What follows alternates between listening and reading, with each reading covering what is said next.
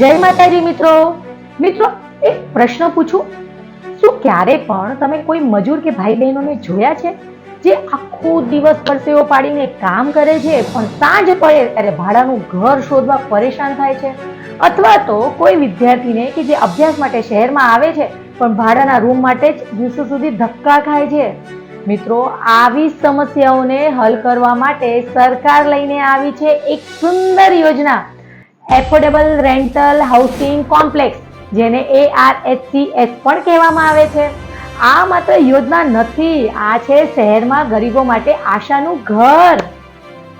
મિત્રો, ARHC નો હેતુ બહુ જ સીધો છે. મિત્રો, જે લોકો શહેરમાં રોજિંદા કામ માટે આવે છે, જે વિદ્યાર્થીઓ પોતાનું ભવિષ્ય બનાવવા આવે છે, કે પછી પ્રવાસી, શ્રમિકો, નાના વેપારીઓ અને શહેરી ગરીબો, એમને સસ્તા ભાડે સુરક્ષિત અને સુવિધાવાળું ઘર મળે, એ આ યોજના એના માટે છે. મિત્રો, આપ સૌ જાણીએ છીએ કે કોરોના કાળે આપણે જોયું કે ઘર વગર કેટલા લોકો રસ્તા પર આવી ગયા. એ જ ભૂલ ફરી ન થાય એ માટે આ યોજના એક મોટું પગલું છે. મિત્રો, આ યોજના કોને લાભ આપી શકે છે? આ યોજનાનો લાભ કોણ લઈ શકે છે તે જોઈ લઈએ. તો આ યોજના એમના માટે છે કે જે ઉદ્યોગ કે ફેક્ટરીમાં કામ કરતા શ્રમિકો હોય એના માટે છે. અન્ય રાજ્યમાંથી આવેલા પ્રવાસી ભાઈઓ અને બહેનો માટે છે. અભ્યાસ માટે શહેરમાંથી આવેલા વિદ્યાર્થીઓ માટે છે. નાના વેપારીઓ હોય, હોકરો હોય કે રોજમંદીના કામદારો હોય એમની માટે છે. જે લાંબી બીમારી માટે શહેરમાં રહેતા હોય તેવા લોકો માટે છે. મિત્રો, અલ્પ શબ્દોમાં કહીએ ને તો જેને ઘર જોઈએ ને એને સરકાર મદદ કરવા તૈયાર છે. ચાલો હવે ફાયદા પર નજર કરીએ. મિત્રો, સસ્તું ભાડું, ખિસ્સા પર ભાર નહીં પડે કારણ કે બજાર કરતા ભાડા કરતા ઘણું ઓછું ભાડું છે. બીજો, મૂળભૂત સુવિધા, પાણી, લાઇટ, ટોયલેટ, સુરક્ષા, બધી જ બેઝિક સુવિધાઓ આપવામાં આવશે. સરકારી સહાય, કેન્દ્ર અને રાજ્ય સરકાર મળીને ખર્ચ ઉઠાવે છે એટલે આપણને સસ્તામાં ઘર મળશે.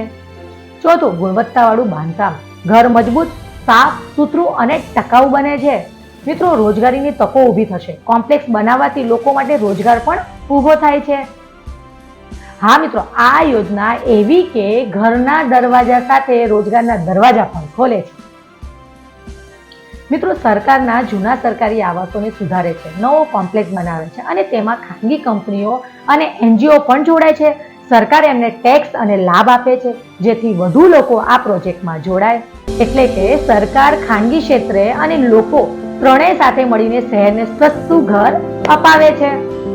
આપણે તેને ઉદાહરણ તરીકે જોઈએ.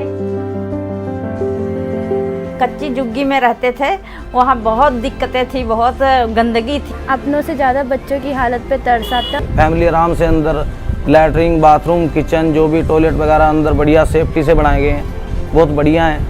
खुला डुला मकान मिल गया, पार्क है, बच्चे खेल रहे हैं, सब ठीक है. यहाँ पे तो हर चीज़ है खेलने के लिए, सब कुछ है, यहाँ पे झूला है. મિત્રો, એફોર્ડેબલ રેન્ટલ હાઉસિંગ કોમ્પ્લેક્સ યોજના એ માત્ર ઈંટ અને સિમેન્ટથી બનેલો પ્રોજેક્ટ નથી.